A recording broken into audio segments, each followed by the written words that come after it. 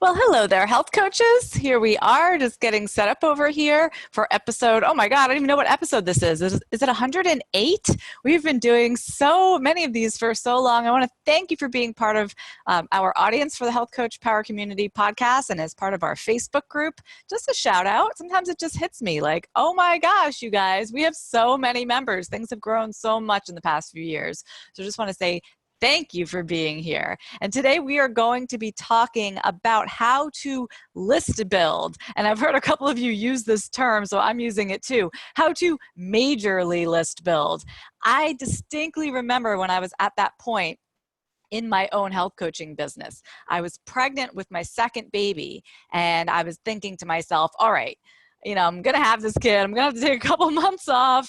Who knows what life is going to be like with two kids instead of one. And I knew that if anything else, I just had to keep my community engaged with me so that when I was ready to take on clients again, they would be there. So it was sort of my plan going into like maternity leave. Not that I ever really took maternity leave, but that was sort of my plan. So in the year, or no, I guess it was the 9 months before my second son was born, I was in major list building mode. I was not selling very much. I could not take on clients, but I was going to build that list and then nurture the heck out of them through the early months, years of my son's life.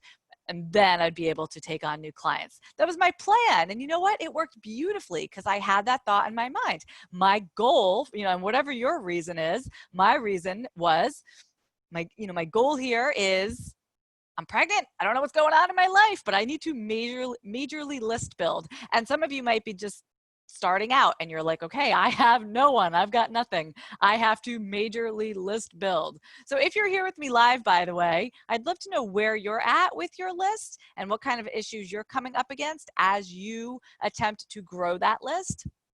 It's honestly something that never ends, right? It's kind of like, oh gosh, anything, yoga, spirituality, like literally like any practice in life. I like to think of list building that way in business because it's never like you're there.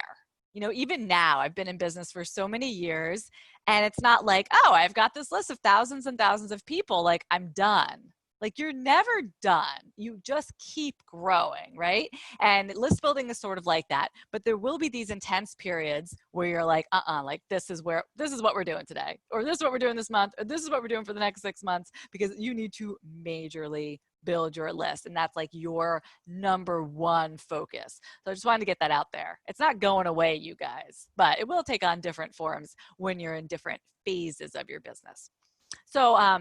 So I have a couple questions that relate to this that I'm going to answer today. But first, I just want to, in broad strokes, explain to you how you might think about list building. First and foremost, list building generally happens when you are giving away something for free in exchange for an email address. And that can take lots of different forms, but I'm going to break that down into two categories, right? So these are two categories of things that you could be doing in order to grow your list. The first is something that is evergreen, which means you create it once and you can use it again and again and again, any day, any time of year. That's sort of an evergreen freebie. So let's see, something like that might be some sort of downloadable resource, a PDF, something like this that you might have available on your website, or you could advertise on social media or whatever. If you are a guest on a podcast, you could tell everybody who's listening that they could go download your free thing wherever, whatever the URL is for where they should go and do that. And it doesn't matter. It doesn't matter when you're on the podcast. It doesn't matter when you're offering this. It's always available. Okay. So that's one kind of freebie. And I believe that you should all have something like that at minimum, because any opportunity that you have to promote yourself, you want to be then directing people towards that evergreen freebie. Okay. It's just there. It's just in your back pocket. You can whip it out and you have something, you have a way of collecting emails for your list no matter what. So that's like baseline.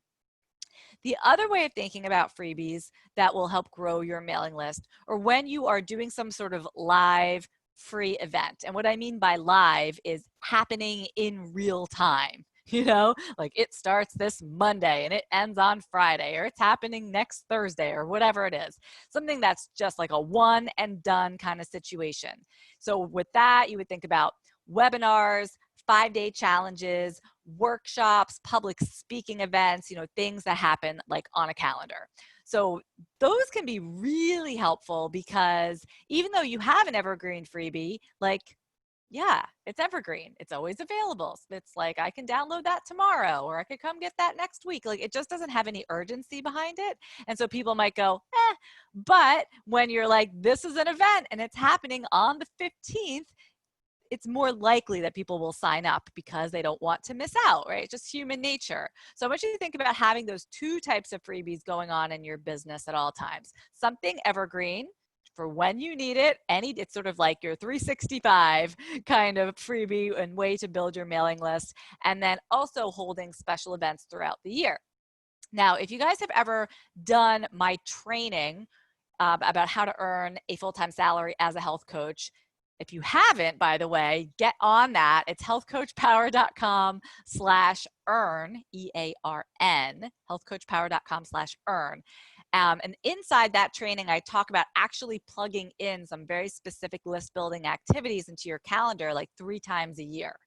That way it happens. You know what I mean? Like you could just say, oh yeah, I should do a workshop, or oh yeah, I should hold a webinar. Oh yeah, I should do that 5-day challenge.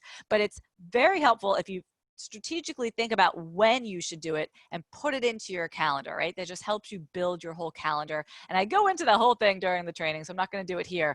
But in any case, think about what sort of live free events you could be offering to your audience. Now, the thing is, I see health coaches all the time creating their freebies, creating their events, doing this, doing that. And yet they still say, Michelle, my list is not growing. I have like 4 people, or I've added 3 more people to my mailing list. It's just like crumbs, you know? And I know you want to be hitting that like 100 mark. And if you're at the 100 mark, I want you aiming for the 500 mark. And once you're at 500 on your mailing list, I want you aiming for 1,000, right? So it's not going to go very far if you're only getting like 2 or 3 people on your list. And what I think happens is we create something, and here are 2 different ways you can go about promoting it, regardless of what you've created, right? You can continuously offer all your stuff to the audience that you already have. And I did this in the beginning. It is hard, you guys, because it means you have to keep coming up with new things. So let's say, you know, you have your friends, you have your family, you got people you're connected to on social media, you know, your college roommate and whatever, your neighbors. You know, right now in life, there are certain people that you have like 1 degree of connection to. So if that's your circle and you want to get them on your mailing list, you can offer a freebie. Some of them will join.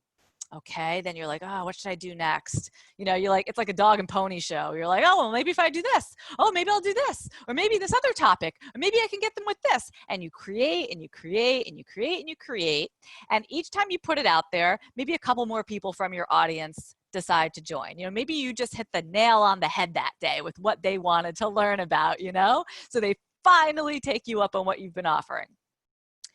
But at the end of the day, just that whole circle of people that you are currently connected to, only a certain percentage of them are ever going to care about what you're offering. Because like half of them probably don't care about their health at all, right? Because this is just people, you know, and then half of the people who are left are maybe totally outside your target market, or, you know, they're just much, much older than you, much, much younger, or they just don't feel they have anything in common with you for whatever reason, right? So like a lot of people are just never going to get involved with your stuff. So there is a finite number of people that you're ever going to reach, even if you did what I did back in the day, which was, all right, I'm going to create a new class. Okay, I'm going to create a new download. All right, I'm going to create a new this and a new that and a new this. Oh, well, please, please, please join my mailing list.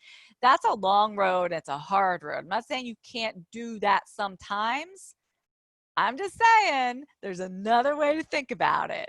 So the other way to think about promoting your free events, your free downloads, your free 5-day challenges, etc., is to get them in front of new audiences. Write that down. Create one time. This is like food, you know? cook once, eat 3 times, you want to eat leftovers. This is exactly the same thing. You want to create your thing one time, and then you want to run it, and then you want to run it again. And then you want to run it again. And it gets so much easier because you've already done it a couple times at that point. You get really good at it. So you have to, instead of creating more and more content, you have to actually get out there. This is the scary part, and talk to people and find communities and find groups and find ways of bringing new people to you. It's always just about, how can I get this in front of new eyes?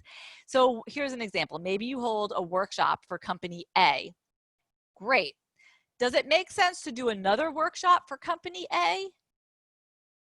No, not really. Maybe there's some people that couldn't make it that day. So maybe, 3 months, 6 months from now, you go back in and you do another workshop with company A, fine. But what if you just took the same workshop you just did and did it for company B? Now you get a whole new group of people with like almost zero extra effort on your part, because you didn't have to come up with the darn thing from scratch, right? So I want you to think about this idea of actually creating less, like doing less work in some ways, and just getting it in front of new audiences.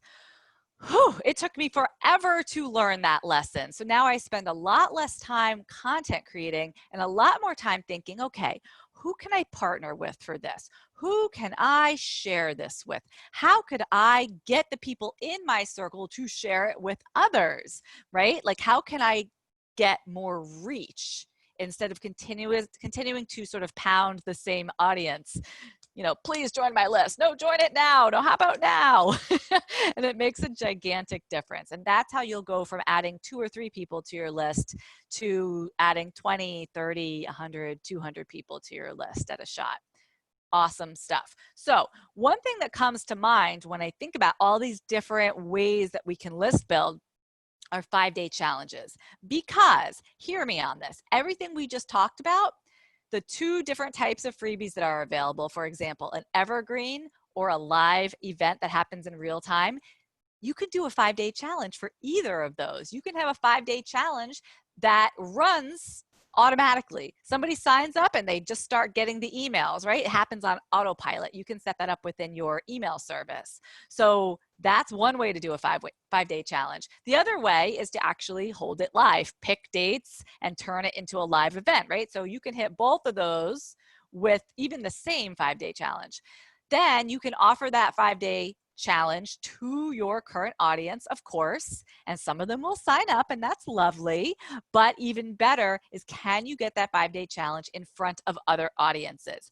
Could you be a guest on a podcast, and instead of saying, download my free pocket guide to diabetic blah blah blah, instead of that, you could say, get my free 5-day challenge on XYZ. And that's something that if it's always available, then you would be able to get it in front of new eyes that way, right? Or if you're holding a live challenge, maybe you partner with another practitioner or with a brand, and somehow they are part of your challenge, but then they are also going to help promote it for you.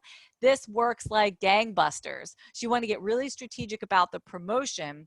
And I just wanted to share with you that better than any other medium, like a webinar, it can be evergreen, but that is very difficult. It takes a lot of technology to do that. A PDF, that really can only be evergreen. It can't really be a live event. But though, if you were going to create one thing to kind of check all those boxes, it would be a 5-day challenge. So I'm telling you this because I think it will help you majorly list build, and also because I do have a masterclass coming up on this exact topic to help you create and market your first 5-day challenge. And you can sign up for that if you are interested in learning the skills that you need to put something like that together.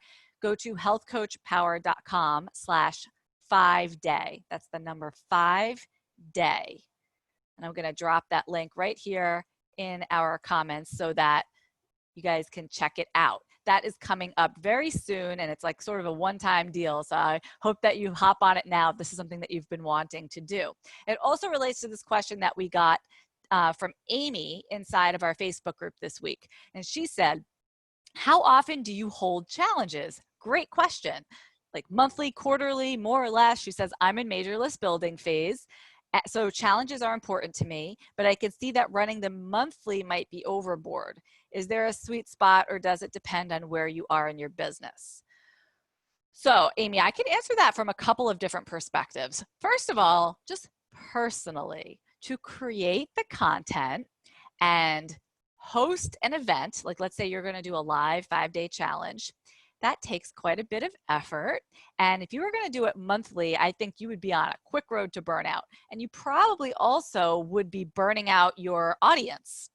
Like I said, some people are going to sign up and other people aren't. And probably by like the third month, you got most of the people that are going to sign up right now. And everyone else is going to be like, oh, geez, here she goes again, trying to get me signed up for something. So it would be a lot. And what I would advise is to do fewer of them, but be smarter about getting them in front of different audiences like we just talked about. So yes, you can always advertise to your list, but I think it would be smarter to like maybe do every other month. So you take a month off where you can be a little more smart and strategic about, okay, the next one, how am I going to do this? How am I going to promote it? Who's going to help me promote it? And in that way, I think over the course of like a year, you will see greater list growth than if you just keep hitting your same audience with different challenges.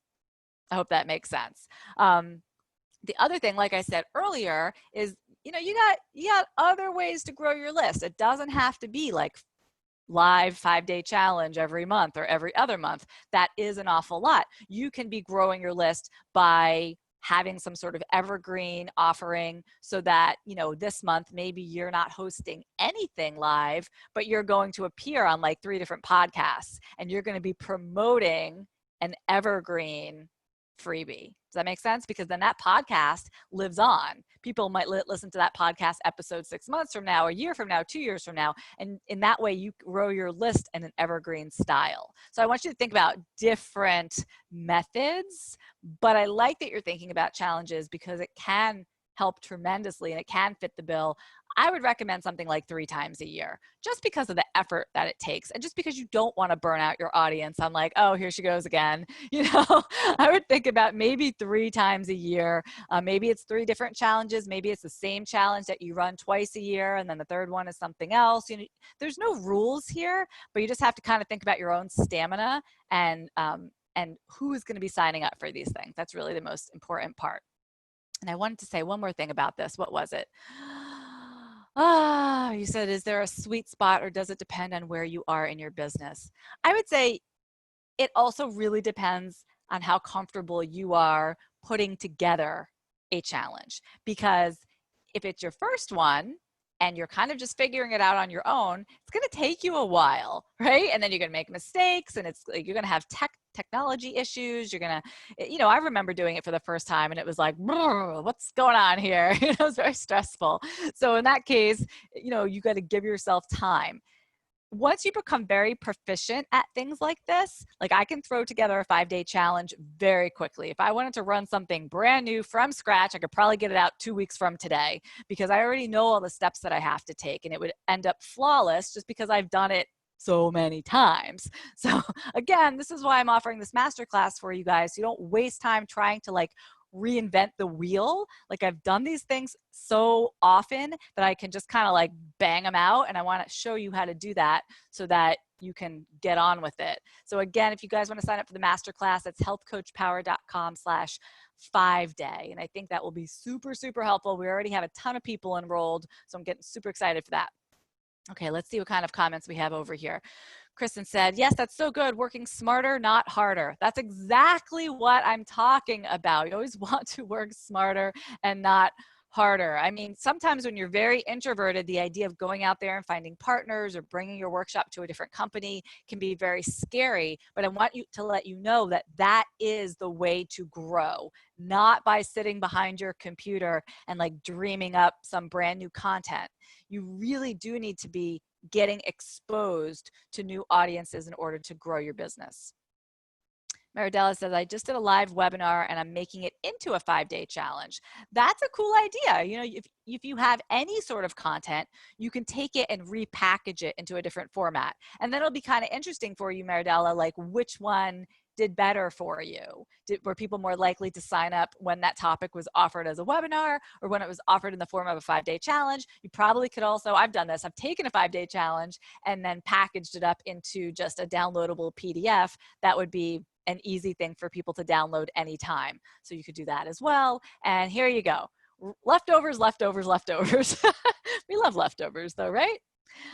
RK says, where are you posting these challenges, especially if you are new? I'm assuming you're asking, where are you advertising or promoting these challenges when you are new? That's why I'm suggesting that you find smart ways to do that, that you're not just putting it on your Facebook page or like on your own Instagram page. Recently, I was working with a health coach and she was running her very first 5-day challenge. And it was the same thing. She had like 100 people on her Instagram or something like that. Just when you're working with small numbers, you need to cross-pollinate with other audiences. So one thing that she did was she reached out to other professionals that were related to her target market, and she invited them to contribute to her 5-day challenge. And then, you know, it's not like they had to promote it on her behalf, but because they were going to be promoted, they were going to be featured, it made sense that she would say, you know, here's the link, you know, it'd be great if you could share this. We're going to be talking about your stuff. I'm going to be sharing, you know, everything about you on day number 2 or whatever it was. And then they were more likely to share it with their audience. So that's just one idea on how you can cross-pollinate. Melanie says, have you ever done a 5-day challenge with teens? That's my target market, and I love the idea of gamifying things for them. That's a fun idea. No, I never have. I don't work with teens. That's interesting. I would, however, when you're working with anyone under 18, I would just caution you that even though you think your target market is like teens or children, like really your target market are their parents. Your target market would be the people who are going to be paying for it. So you might want to come up with something that like parents and teens maybe are doing together, because let's say the teenager goes through your challenge and they're like, oh my God, Melanie's awesome and I love this. Their parents just gonna be like, yeah, whatever. You know, they're not gonna be like, oh yeah, totally, let me give you a bunch of thousands of dollars for that, if you know eventually down the line when you're trying to sell something to them. So you really want to be creating the know, like, trust factor with the parents when you're working with people who are underage. Exactly. Okay, good. I got another question here from Cassandra. She said, I'm so excited that I finally finished my ebook. I'm so proud of it. My target market is caregivers struggling with burnout. However, this content is not directed toward a specific audience. And I was wondering if I can get feedback on this. So Cassandra, I'm assuming that this is a free ebook. So it kind of fit into my idea for this episode where we're talking about list building. So I don't know if that's necessarily the case, but that's how I'm going to answer your question. So if you're putting together some kind of ebook, some kind of class, some sort of download, or a 5-day challenge or whatever it is, note that you are going to get people to sign up for it who are attracted to that topic, right? And so if your target market is like Melanie with teenagers, you know, she wants to work with teenagers, but you put out something about like geriatrics, you know, like a totally different topic, or, you know, immune health, or, you know, something that teenagers are not particularly interested in and doesn't apply to them, then you're going to be adding a whole bunch of people to your list that are not part of your target market. And I absolutely did this for the longest time in my business. And what ends up happening is you create a mailing list that's like a mishmash, and it's not helpful at all. It actually just flies in the face of the whole idea of having a target market. Like, the reason you have a target market is so that you will create content and create events and create all your marketing to attract that target market, because you are targeting them. That's why we call it a target market. So if you are targeting somebody else with an ebook, Cassandra, I'm concerned that you're going to be adding people to your mailing list that ultimately it kind of becomes a distraction. I did this in a really like bad way for a while, where I was like putting out all this content for like group A, but I really wanted to get clients from like group B. So I put out content for them too. And then I would have this mailing list of both types of people. And I was like, I don't know what to send emails about. Half the stuff doesn't apply to them. It only applies to them. You know, it gets very complicated. So it's much better if when you are creating content, you do it with your target market in mind and do not deviate. I know. I have ideas about all kinds of things in health and in life, and I can help all kinds of people, and I know you can too, but you can't market your business that way. You want to choose one target market and create all of your content, and particularly your freebies, around that group so that your mailing list becomes like a cohesive group of people that you know what they need, you know what kind of messaging to send them, and you know what to sell them because they are all very similar to each other. So I hope that helps. Okay, here's another one.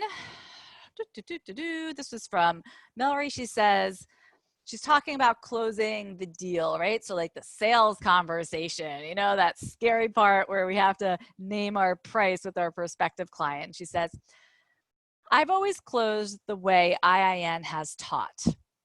So she must be a graduate from the Institute for Integrative Nutrition. And they said, offer price A per month, but if you sign up today,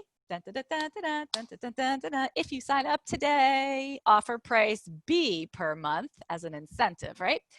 And then she said, however, if you want to pay in full up front, then there's a third price, price C. So that would be a little bit cheaper, right? If they pay in full versus a monthly. And she said, this has worked well for me, but price A seems like just another number for me to remember. And I know it's a sales technique, but I find it salesy. I did it because that's how I was taught, but I want to know what others do and what has worked. I'm thinking of just offering price A per month or upfront price B with a savings. So either offering a monthly plan or pay in full. That would have some sort of discount for paying in full. Yeah. So I'm not a big fan of putting the pressure on in that kind of thing. Like if when you're talking one-on-one with someone on the phone and you're like, well, if you sign up today randomly on this Tuesday that we just happen to be on the phone and for no other reason except I'm trying to apply pressure to you, if you sign up today, I'm going to give you a break. I've never used that technique. I don't think I would. I have also signed up and hired lots of different coaches, business coaches, other strategists, personal growth. I've done lots of things like this as a consumer, as the client, and that's never been used on me. And I think I would get a really bad taste in my mouth if somebody did try to pressure me in that way. Now, it's a little bit different if you're selling a group program and it starts on a certain day, or if you're doing something that's a little less personal. There's a lot of opportunities online to sell something and to give deadlines, and that can be very, very smart. But when you're having a one-on-one conversation and it is completely clear to both of you that you could be having that same conversation a couple days from now, and there's no reason why you have to buy today, it feels contrived. I think it feels contrived. I agree with you. I think it feels salesy. So in my own practice, this is what I do. And it's a little bit different than what you're describing. So I wanted to suggest it to you. Payment plans are a pain in the neck. End of story, right? You have to chase people down for the money. They don't pay. Their credit card changes, yada, yada, yada. So I find it most helpful to just name my full price up front. This is the cost of the program. Boom. And often, I just signed a client last week, they go, okay, and then we sign up. And I never mentioned a payment plan at all. I prefer that tremendously. Also, I have tried telling somebody, okay, this is my program and this is the cost if you pay in full. And if you want to do monthly, we can also do a payment plan that looks like this, and giving them the two options to weigh. Again, if they want to sign up, they're usually like, okay, and then they choose whichever one they want. However, like I said, payment plans are a real pain in the neck. So these days, to eliminate a hassle on my end and ultimately increase my income, because with payment plans, of course, people are going to miss payments at some point, right? So you end up not making that money, not earning that money. It is advantageous for people to pay in full. So I actually do not share a payment plan price upfront. I share the full price. And then if they kind of waffle, they need time to think about it, they have to talk it over with someone, I save the payment plan option as a reason to ping back with them a couple days later. By the way, I don't think I mentioned this to you on the phone, but we can also break this into a payment plan. This is what it would look like. If that makes it easier for you, that's great. Right? So it's sort of like something that you can dangle later. And for me, that's been working really, really well just in terms of getting paid, right? And not having to worry about chasing people down for payments, because that is the pits. Alrighty here. Let me do one more question for today, and then we're going to wrap up. This one came from Sydney. She said, question for you all. When you have a client who signed up for a lengthy program, 6 months or even 3 months, do you usually provide them with an outline or go session by session? If you do make an outline, what does that usually look like? Sydney, here's the thing with outlines for one-on-one coaching. It's a little bit different if you're doing groups, right? Groups always require a bit more structure. But for one-on-one coaching, you can take your outline and you can just crumple it up and toss it over your shoulder. It's going to do you no good because you think it's going to help, but it doesn't, because you walk into your session and your client is crying because their dog died, or you walk into a session and this person just lost their job today, or life happens. Like, you think you're going to talk about one thing and you're not. I go into my sessions with my clients, like, literally, I don't know if I would call it a prayer. I just do like a little opening to the universe, like, all right, what do you got for me today, universe? Like, what's going to happen in this session? Because I literally have no way of knowing. And sometimes the client doesn't even know. Sometimes things come up during a session that neither one of you ever could have predicted. And that is the really scary in the beginning, but also the really fun and enjoyable, and what's the word I'm looking for, satisfying part of coaching, is being present for like what's happening right now. So I would encourage you to not worry about outlines and just be there for your client. Now, of course, it is helpful in the beginning when you're selling someone on your program, and also for you to just kind of ultimately have a roadmap of how you're going to get from here to there. You need to be able to describe, here are the types of things that we're going to cover.